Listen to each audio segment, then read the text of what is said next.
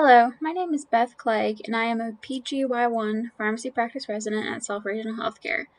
This study is looking at the impact of implementing a pharmacist-led warfarin monitoring and/or management in the inpatient setting of a rural community hospital.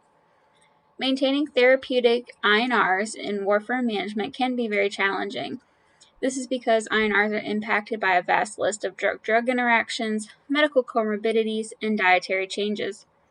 Other hospitals have implemented pharmacist-led warfarin dosing, and research conducted at these hospitals have shown promising results.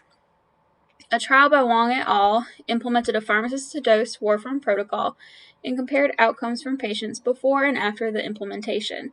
This study showed improved numbers of patients reaching therapeutic INRs within 5 days, and a decrease in mean length of stay after warfarin initiation, as well as percent of INRs greater than 4. A retrospective observational study by Downing et al. Found an improvement in the percent of therapeutic INRs, decrease in incidence of subtherapeutic INRs, and INRs greater than 5, but they did see an increase in the incidence of INRs greater than 3. A systematic review and meta-analysis by Zhao et al. Showed pharmacist-managed warfarin had an increased percent of time within standard therapeutic range defined as 2 to 3, and no significant change was found in the incidence of bleeding, thrombosis, or mortality. These studies show promising results. However, most of these studies were conducted at larger health institutions. This poses the question if this data will be applicable to a smaller rural hospital. This trial is a single-center pre-post design study. We will collect 3 months of data retrospectively prior to the implementation of the pharmacist-driven warfarin monitoring protocol, and then prospectively collect 3 months of data post-implementation.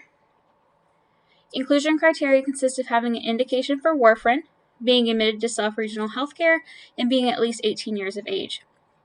Exclusion criteria consist of having an unknown indication for warfarin therapy, active bleeding, or hypersensitivity to warfarin.